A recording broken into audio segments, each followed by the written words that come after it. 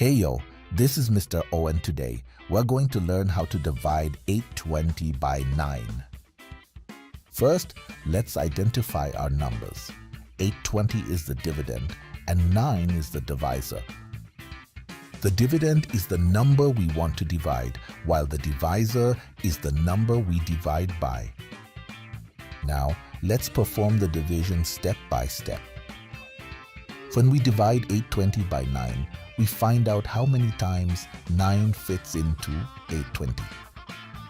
After calculating, we find that the quotient is 91 with a remainder. Can anyone tell me what the quotient represents? Great job, everyone.